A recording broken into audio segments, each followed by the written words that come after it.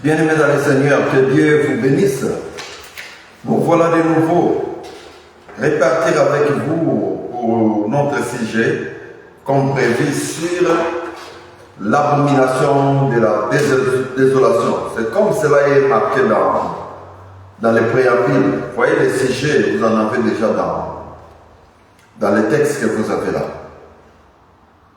Alors, notre problème, c'est essayer de partager avec vous, sous la conduite du Saint-Esprit, sur le sujet qui est l'abomination de la désolation. Il y a la connexion qui est un peu faible, et on va essayer de faire les choses pour que cela puisse bien marcher. Prions le Seigneur. Seigneur Jésus, je suis devant toi, devant ce plateau mondial, Seigneur. Viens, Seigneur, habiter mon corps pour parler à ton peuple. Ouvre aussi mes oreilles, ouvre aussi mon entendement, pour qu'eux puissent comprendre, moi aussi, que je puisse tirer bénéfice, Seigneur, pour le salut. Qui est notre Dieu, toi, Seigneur Jésus? Viens, Seigneur, t'habiller de ce corps. Ce corps, c'est un corps qui est sacrifié pour toi. Viens pour parler à ton peuple.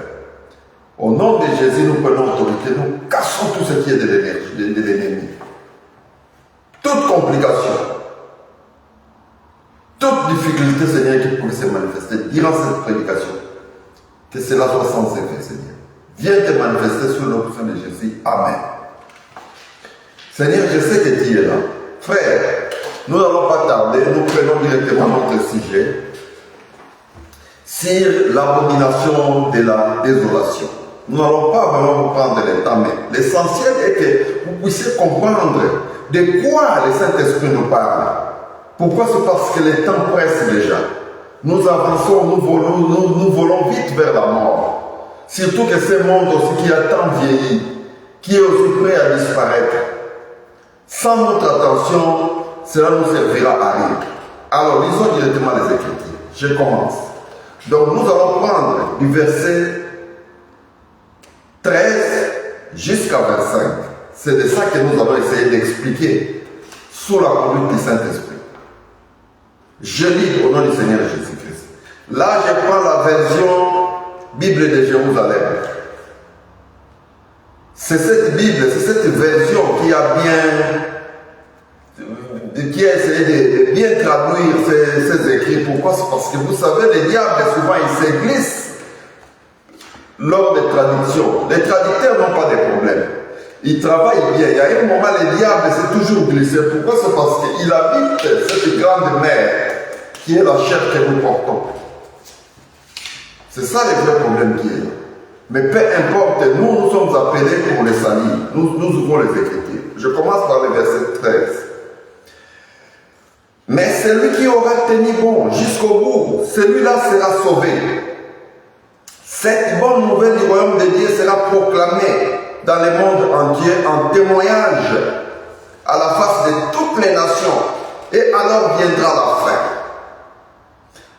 Alors donc, que vous verrez l'abomination de la désolation dont a parlé le prophète Daniel, installé dans les lieux saints, que les lecteurs comprennent. Alors que ceux qui seront en Judée s'enfuient dans les montagnes, que celui qui sera sur la terrasse ne descende pas dans sa maison pour prendre ses affaires, et que celui qui sera au champ ne retourne pas en arrière pour prendre son manteau. Malheur aux femmes enceintes et à celles qui allaiteront en ces jours-là. Priez pour que votre fuite ne tombe pas en hiver, ni un sabbat, car il y aura alors une grande tribulation, telle qu'il n'y en a pas eu depuis le commencement du monde jusqu'à ce jour, et qu'il n'y en aura jamais. Et si ces jours-là n'avaient été abrégés, nul n'aurait la vie sauve. Mais à cause des élits, ils seront abrégés ces jours-là. Alors, si quelqu'un vous dit, voici le Christ est ici, ou bien il est là, n'y croyez pas.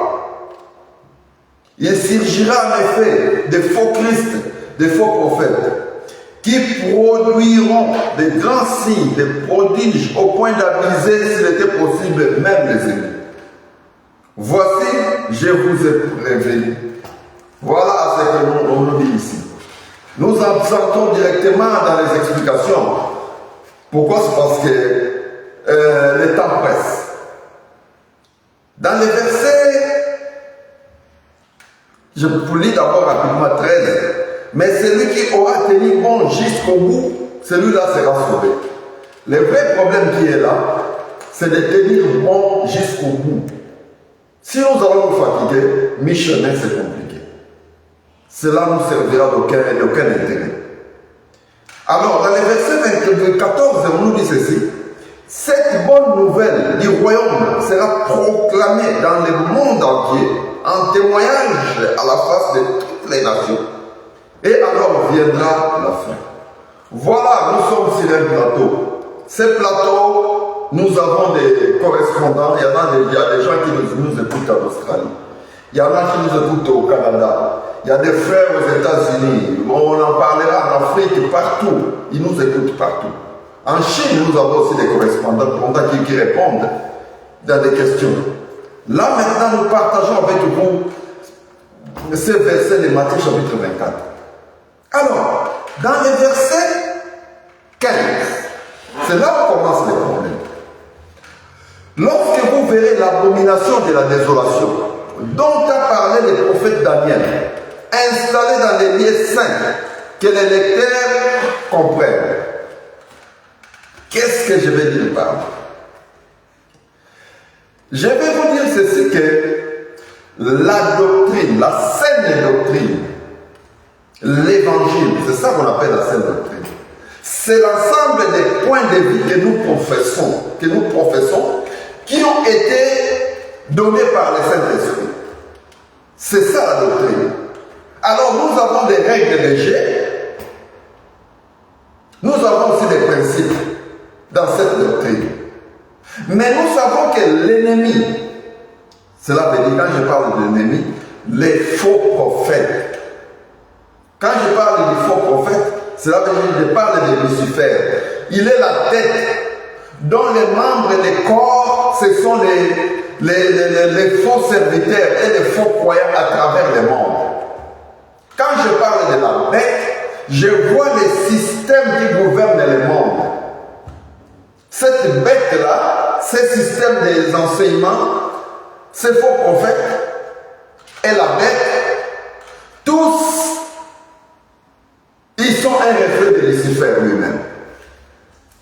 Alors ici, on nous dit, lorsque vous verrez l'abomination de la désolation, quand il parle de l'abomination, cela veut dire un dégoût. De la désolation. La désolation, cela veut dire un lieu qui est dépourvu de la verdure. Cela veut dire l'évangile tel que cela a été annoncé par les apôtres. L'évangile tel que cela a été inspiré par le Saint-Esprit. Le vrai problème, je devrais plus parler du Saint-Esprit ici. Pourquoi? C'est parce que les apôtres, quand ils ont prêché l'évangile, vous verrez que c'est le Saint-Esprit qui révélait, qui continue à révéler à travers les âges, à travers les jours. Je vais vous donner un exemple. Tout au début du fondement, quand on commençait à fonder, à poser les fondements de l'église, je crois il y avait Paul et Silas, après une réunion dans l'assemblée de Jérusalem, ils avaient pris une lettre pour aller faire lire partout aux chrétiens, aux gens qui étaient convertis, qui devraient s'abstenir de manger les viandes sacrifiées aux idoles. Ça, c'était sous l'inspiration du Saint-Esprit. Mais plus tard, le Saint-Esprit a encore révélé plus. Paul s'est dit par après, à quoi sert l'idole? Manger tout ce qui se vend au marché. Vous voyez à peu près cette petite différence. Alors, ici quand on vous parle, lorsque vous verrez l'abomination de la désolation, donc cela veut dire, l'évangile tel que l'évangile devrait être, on arrive à en remettre, on enlève les points clés, les points essentiels de l'évangile, pour y installer la fausseté, l'inspiration du faux prophète qui est Lucifer. Voyez l'évangile. C'est vrai, dans l'évangile, on devrait faire attention. Il y a des révélations. Pourquoi? C'est parce que la Bible, on a été bien informé à Daniel. Dans les derniers jours, la connaissance des gens augmentera. Pourquoi? C'est parce que le Saint-Esprit révèle la lumière dans chaque âge, la lumière dans chaque jour. Il y a 7 jours de l'Église. Cela veut dire les jours ou bien les âges ont commencé depuis que Jésus est ressuscité. Depuis que Jésus est ressuscité, le Saint-Esprit, vous voyez les chandeliers là que nous voyons, ce sont des lumières. Dans chaque période, il y a des lumières. Nous allons dire une lumière faible et une lumière plus grande. Les mâles aussi, nous voyons que les mâles aussi changent de formule de nuit. Ça change aussi. Je ne sais pas si vous allez comprendre ça. Bon, le problème qui est là, on nous dit ici, lorsque vous verrez la promesse de la désolation, cela veut dire les choses qui devraient être à l'église. Mais vous voyez que ces choses-là, ça a été changé. Donc a parlé le prophète Daniel, installé dans les lieux saints, que les lecteurs comprennent. Les lieux saints, quand on parle de lieux saints, là où 2 ou 3 sont réunis au nom de Jésus, ce lieu-là est saint. Cela veut dire qu'on parle de l'assemblée, on parle de l'église. L'église, ça plusieurs volets. Mais de l'assemblée, là où 2 ou 3 sont réunis au nom du Seigneur Jésus, dès que l'Esprit Saint est là, le lieu est saint. Cela veut dire qu'on parle du lieu où on partage la parole de Dieu. Verset 16. Là, dans le verset 15, on nous dit que les lecteurs comprennent. Frère, les moments que nous traversons aujourd'hui, c'est les moments où nous devons trouver beaucoup plus de lecteurs. Vous qui me suivez en Australie, au Canada, aux États-Unis, en Haïti, partout en Afrique, c'est le moment où vous devez passer plus le temps à lire la Bible, à vérifier vous-même les Écritures. Pourquoi? C'est parce que c'est le moment de l'abomination de la désolation. Le diable, il envoie ses faux prédicateurs. Cela veut dire les faux apôtres, les faux prophètes, les faux docteurs, les faux évangélistes et les faux pasteurs. Ils viennent, ils déforment le sens de la parole de Dieu. Ils vont omettre. Ne confondez pas cette omission avec la révélation. Pourquoi? C'est parce que dans la parole de Dieu, nous migrons d'une connaissance à une connaissance plus grande. Mais vous devez avoir le Saint-Esprit pour savoir faire cette part des choses. Nous devons plus être des lecteurs, comme les chrétiens de Béret. À chaque fois que les apôtres, l'apôtre Paul enseignait, il retournait, il vérifiait dans les Écritures pour voir si ce que l'apôtre disait était correct. Parce que le moment est tellement glissant. Dans le verset 16, alors que ceux qui seront en Judée s'enfuient dans les montagnes. Vous voyez, quand on parle de Judée, l'enseignement du Seigneur ne se donnait que dans les montagnes. Pour connaître l'enseignement du Seigneur, on allait toujours dans les montagnes. C'est là où ça s'enseigne. Cela veut dire, quand on parle de Judée ici, on voit les monts. Quand on voit les montagnes, on voit les lieux où la parole de Dieu est enseignée. Vous comprenez à peu près? Cela veut dire, les moments que nous traversons aujourd'hui, où le mal a pris son allié, vous savez, je peux tout dire là. Vous savez qu'actuellement, les mal, les gens se sont plus, ils plongent plus à connaître la profondeur de Satan. Or, c'est ce qui cela ne nous est pas autorisé. À connaître la profondeur de Satan. Ça, c'est ce qui s'est fait dans les sciences occultes. Ils vont là-bas, ils disent que ce sont des sciences secrètes. C'est pour apprendre aux gens la profondeur de Satan. Nous, notre profondeur, notre problème, c'est de monter dans la connaissance de Jésus-Christ, de la parole de Dieu. Vous comprenez ici dans le verset 16. Alors que ceux qui seront en Judée s'enfuient dans les montagnes. Cela veut dire ceux qui sont dans les monts. Ils doivent aller là où la parole de Dieu est annoncée. Cela veut dire dans les assemblées, là où les gens se réunissent pour le nom de Jésus. C'est ça les montagnes. Verset 17. Que celui qui sera sur la terrasse ne descende pas pour prendre ses affaires. N'oubliez pas ici, il nous parle de la terrasse. Là, nous voyons la construction d'une maison. Quand on parle de la terrasse, nous voyons les toits. Or, dans la construction d'une maison, nous savons que dans 1 Corinthiens chapitre 3, versets 12 à 15, il y a l'apôtre Paul qui nous parle de la construction d'une maison, de la foi. Il nous dit que dans la construction de cette maison de la foi, certains vont utiliser, certains seront là pour les fondements, d'autres vont utiliser de l'or, d'autres encore viendront de l'argent, ils utiliseront l'argent pour remonter sur ce mur-là. Il y aura encore un groupe qui viendra avec des pierres précieuses pour remonter sur les murs. Après, d'autres viendront, feront le travail de poser les bois. Enfin, certains viendront pour le foin. Et pour les derniers seront celles des chambres. Vous voyez la construction d'une maison. Donc, qu'est-ce que je vais dire par là? Il y a toujours cette colonne, il y a toujours cette montée. Pourquoi? C'est parce que la sagesse, pour construire sa maison, il faut qu'il y ait 7 colonnes. Ça veut dire quand on pose la première colonne, ça veut dire les premiers jours de l'église, où les apôtres ont posé les fondements. Ils ont prêché. Après ce temps-là, il y a un moment d'obscurité qui arrive, une nuit qui arrive. Après cela, une deuxième colonne doit être placée. Pourquoi? Parce que vous verrez dans la Bible, c'est bien écrit que, étant monté en haut, Christ quand il est ressuscité, étant monté en haut, il a émené les captifs. Il est parti avec les captifs. Et puis il a fait les dons aux hommes. Quand ces captifs-là reviennent, ils viennent naître durant leur période.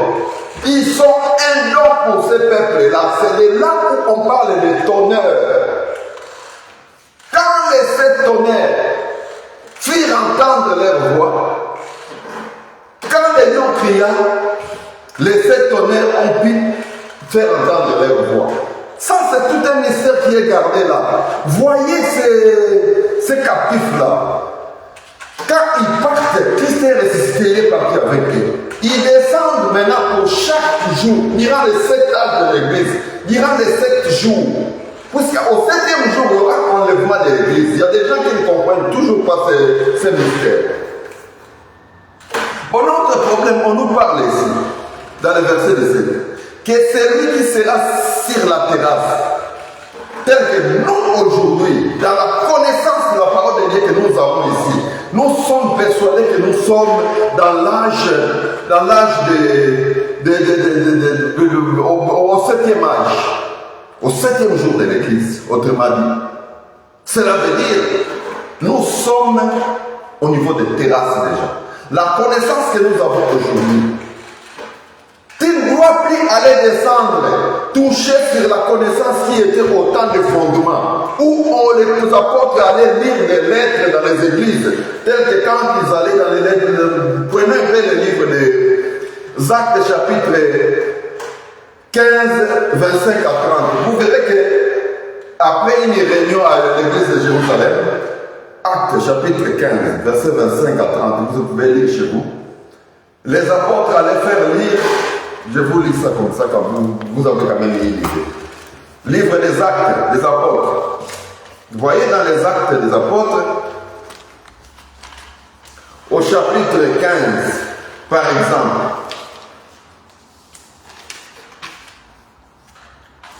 dans les versets 25 à 30, nous allons voir là-bas, dans les 25,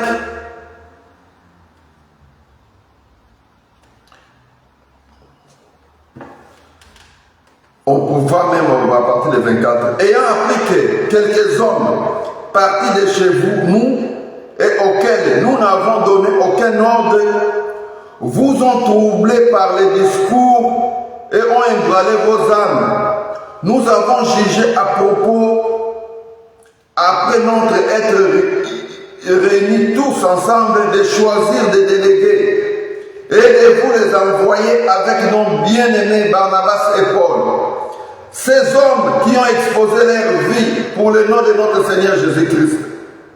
Nous avons donc envoyé Jude et Sila, qui vous annonceront des bouches les mêmes choses, car il a paru bon au Saint-Esprit et à nous de ne vous imposer d'autres charges que ce qui est nécessaire, savoir de vous abstenir du sang des animaux étouffés et de l'impudicité, des choses contre lesquelles vous trouverez bien de vous tenir en garde. Voyez, je donne un exemple.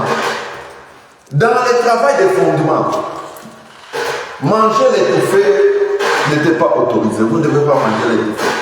Et puis en ce moment-là, il y avait encore une difficulté au travail des fondements. Ceux qui étaient circoncis, tels que les Juifs, ils avaient une circoncision selon la loi. Du coup, quand ils commençaient à annoncer l'évangile, ça créait un obstacle entre ceux qui sont circoncis et ceux qui sont incirconcis. C'est là où Paul avait des difficultés avec Tite. Mais le Saint-Esprit a encore révélé plus tard que la vraie circoncision qui concernait ce temps-là, c'était la circoncision du cœur. Ce n'est pas la circoncision qui se fait dans la chair humaine. Vous comprenez à peu près? Plus tard, nous voyons Paul écrire que c'est quoi l'étouffé? Va manger tout ce qui se va au marché. Vous voyez, nous avons d'une lumière à une lumière plus grande. Alors ici, on vous dit, vous qui êtes dans la terrasse, vous qui avez la connaissance d'aujourd'hui, vous savez que la vraie circoncision, c'est la circoncision du cœur. Ce n'est plus la circoncision faite par les hommes là. Non, non, non. Aujourd'hui, nous savons que tout ce qui se vend au marché, je peux les consommer, néanmoins que je les consomme sans me poser des questions. C'est ça, aujourd'hui, la connaissance que nous avons aujourd'hui. Vous consommez ce qui se vend au marché sans vous demander. Aujourd'hui, nous avons compris aujourd'hui qu'en Christ, il n'y a pas d'homme, il n'y a pas de femme. Le seul homme qui est là, c'est Christ, l'homme nouveau qui est né. Vous comprenez à peu près? Alors, vous qui avez cette connaissance aujourd'hui, ne descendez plus pour aller prendre la petite connaissance qui était là. Jusqu'aujourd'hui, vous ne voulez plus manger des étouffés. Et on les viandes sacrifiées aux idoles. Pourtant que tout ce que Dieu a créé est bon. Néanmoins qu'on puisse les consommer avec action de grâce. Vous comprenez à peu près? De quoi il parle dans le verset 17? Que celui qui est sur la terrasse, vous qui avez la connaissance haute aujourd'hui, vous savez qu'en Christ, il n'y a plus d'hommes, il n'y a plus de femmes. Quand vous croyez en Christ, vous recevez le Saint-Esprit, vous naissez de nouveau. Vous tous, vous faites partie du corps de l'épouse. De l'épouse. Quand la Bible vous parle que la femme sera sauvée, néanmoins en devenant mère, ce n'est pas la femme, votre sœur en Christ, non.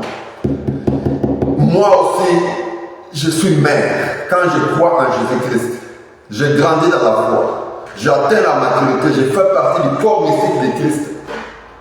Je fais partie du corps de la femme. On peut aussi m'appeler femme. Vous comprenez? C'est pour cela Paul n'avait pas honte de dire que Timothée, mon vrai fils dans la foi. Paul étant une femme. Vous comprenez à peu près? Avancez dans cette connaissance-là. Avancez. L'évangile, c'est pour le Fils de Dieu. C'est pour le Fils. Dans le verset 18,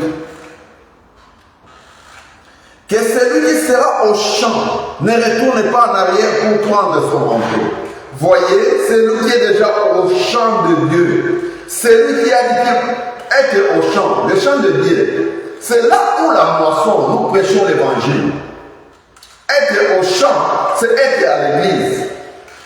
Qui ne retourne plus en arrière pour prendre son manteau, sa vieille vie. La vie de l'impudicité, la vie vous voyez, vous savez les œuvres de la chair. Ce que nous étions, ce que nous faisions quand nous étions encore dans le monde.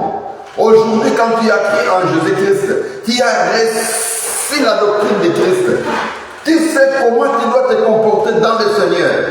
Tu ne dois plus retourner en arrière, chercher ton manteau, ta vieille vie, ton vieux comportement. Non, non, là c'est passé.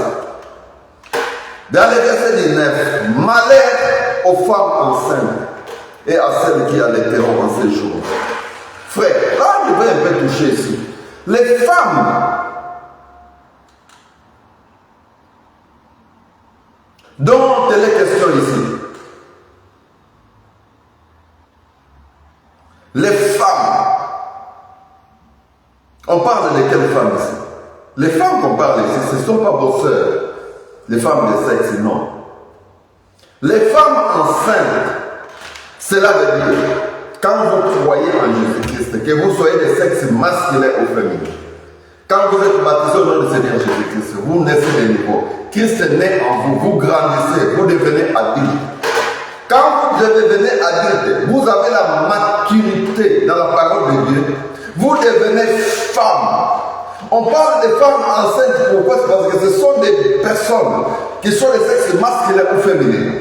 Dans la connaissance des paroles de Dieu, ce sont des personnes qui sont prêtes à enfanter Christ partout, à annoncer l'évangile, et les personnes vont croire Christ va naître chez les gens. Les femmes dont on parle ici, ces femmes-là, ce sont des adultes dans la foi, qui ne concernent ni les sexes masculins, ni les sexes féminins. Que la personne soit femme, sœur ou homme de sexe, qui a cru en Jésus-Christ, il devient l'homme de Jésus, l'homme. Alors, cette personne-là, dès que la personne a la maturité, a la connaissance de la doctrine du Christ, elle est enceinte. Pourquoi? C'est parce qu'elle peut enfanter Christ partout. La personne peut annoncer l'évangile partout. La personne peut croire, c'est ça la naissance de Jésus. Malheur à elle, pourquoi? C'est parce que le moment que nous traversons aujourd'hui, où l'antichrist, où le mal a atteint son apogée, les mal pénètrent, tout le monde a des téléphones maintenant. Les mal est devenu, s'est installé partout. Vous enseignez les choses de Dieu aux gens. Quand il entre à la maison, les mal entrent à la maison. Quand ils voient les nous ouvrent leur téléphone, ils voient ce qu'ils ne devraient pas voir. Les mal pénètrent même dans les chambres des gens. Les chambres sont visitées par par ces comportements. Alors, voilà, nous revenons là-dessus. Malheur aux femmes enceintes et à celles qui allaiteront. Celles qui allaitent. Allaiter, cela veut dire, si vous enseignez, vous enfantez quelqu'un dans la parole de Dieu, vous devrez l'allaiter jusqu'à ce que la personne devienne encore triste, mature.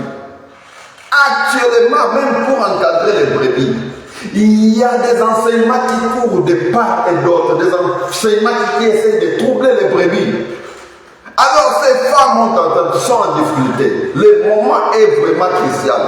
Ne pensez pas ici que les femmes dont on parle ici, que ce sont ceux qui ont des péchés, malheur à eux. Mais comment peut une personne qui est péché, une personne qui vit dans les péchés, peut être dans les malheurs quand les péchés a atteint maintenant son apogée? Il est dans les bonheurs. Les péchés sont dans les bonheurs aujourd'hui. Ils font n'importe quoi. Pour eux, il n'y a pas de malheur pour les pécheurs. Il n'y a pas de malheur. C'est le moment où ils se réjouissent. Pourquoi? C'est parce qu'ils peuvent faire les publicités, ils peuvent faire ce qu'ils veulent, c'est autorisé par les bêtes, par les systèmes de gouvernement. Ils autorisent l'homosexualité, tout ça. Mais comment un pécheur peut être dans les malheurs durant ce moment? Il doit être dans la joie. Ceux qui sont malheureux, plutôt ce sont ceux qui ont reçu Christ, qui sont nés de nouveau. Ceux qui trouvent, c'est abominable par rapport à la doctrine. C'est ça le problème. Comprenez ici qu'on ne vous trompe pas ici. Verset 20. Priez pour que votre fuite ne tombe pas en hiver, ni le jour de sabbat. Vous voyez, actuellement, c'est très compliqué. Nous, le monde, il y a un moment qui va venir là. Il y aura un enlèvement. Les chrétiens vont disparaître. Ils vont aller vers les airs, être avec Christ, et ils seront toujours avec le Christ. Maintenant, on nous dit ici, quand on parle de l'hiver,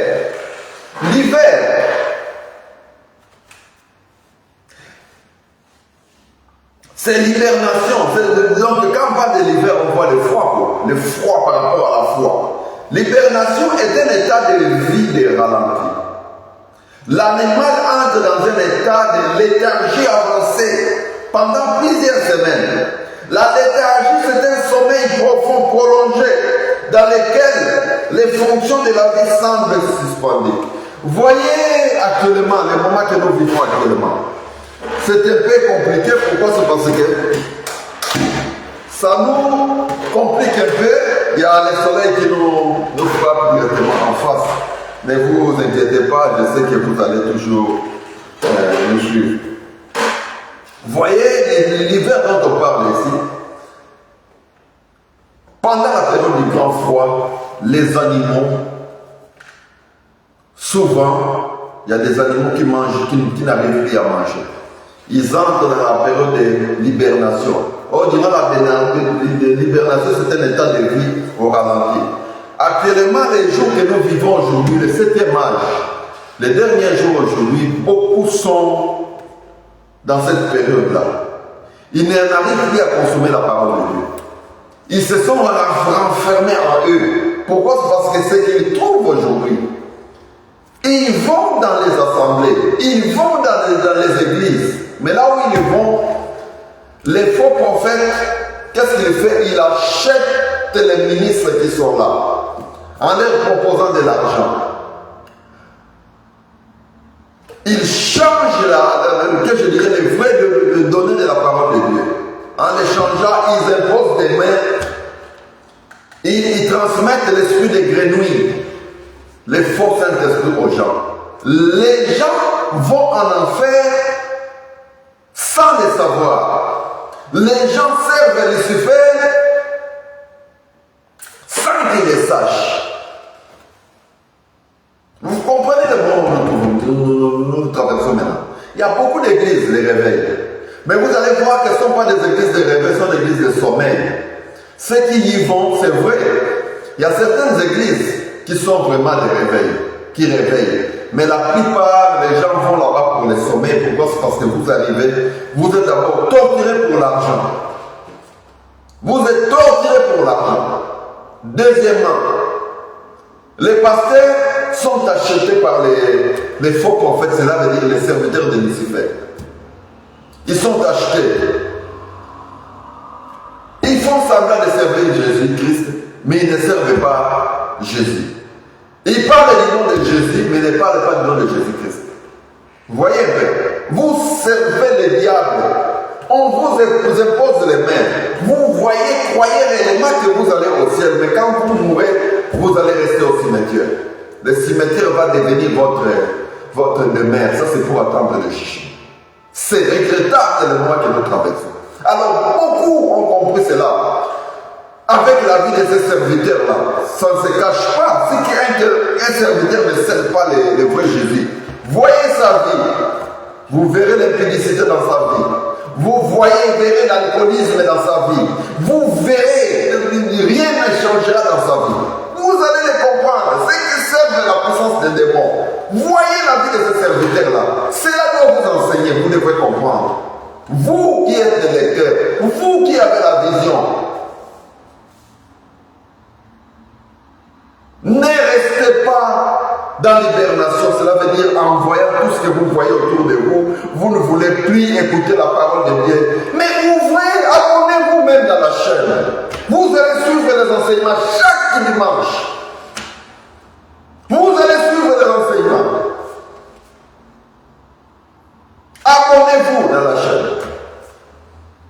On a des abonnés en Australie, on en a partout dans le monde. Qu'est-ce que vous attendez? Abonnez-vous. La parole est donnée gratuitement. Dans le verset 21, car il y aura une grande tribulation, telle qu'il n'y en a pas eu depuis le commencement du monde jusqu'à ce jour. Et il n'y en aura plus jamais.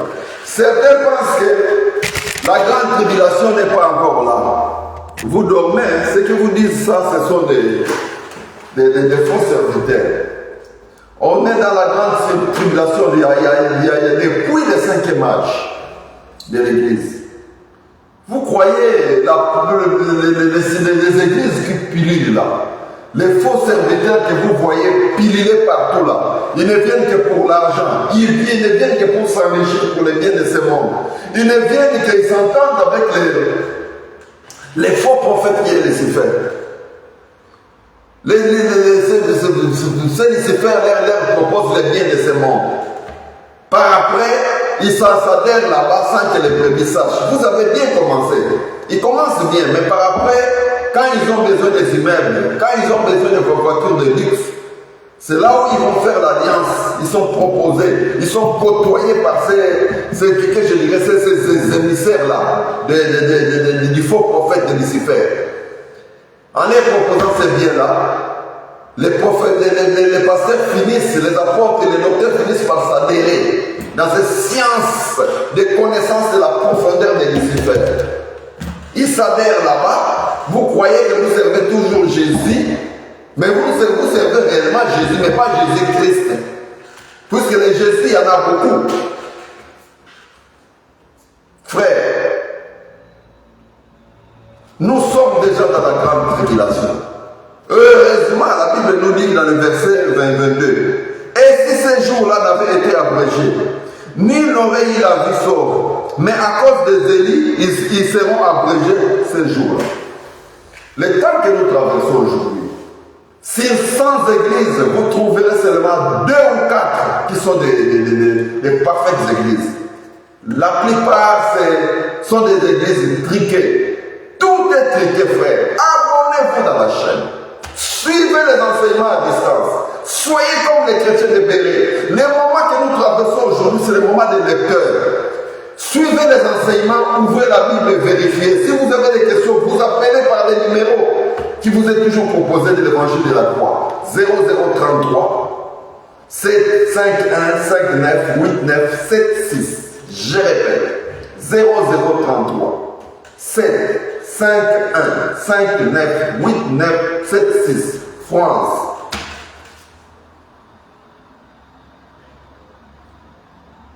Alors, dans le verset 23, si quelqu'un vous dit, voici le Christ est ici, ou il est bien là, ou il est là, n'y croyez pas. Le moment est devenu très compliqué. De connaître les vrais serviteurs et les bons. C'est compliqué. Apparemment, vous voyez que notre pasteur, c'est un bon pasteur. C'est un faux. Un monde d'hypocrite. Réveillez-vous. Réveillez-vous. Verset 24. Il surgira en effet des faux Christ, des faux prophètes, qui produiront des grands signes, des prodiges au point d'abuser, s'il était possible, même les ennemis. C'est vrai, nous qui travaillons avec l'œuvre du Seigneur, les vrais apôtres ont aussi des signes, des prodiges et des miracles.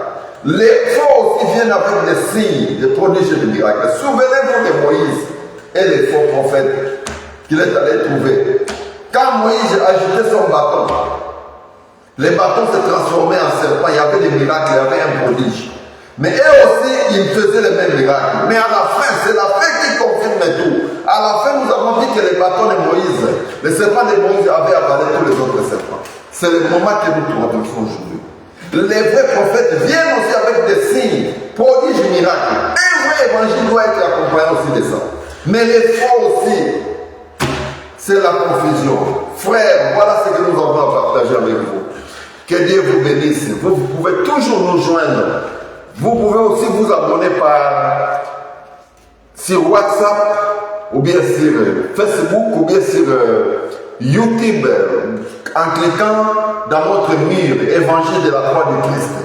Vous verrez, vous pouvez vous abonner, ça vous permettra de suivre les enseignements. Si vous avez des questions, vous ne manquerez pas de nous appeler sur 0033 7 51 59 89 76 France.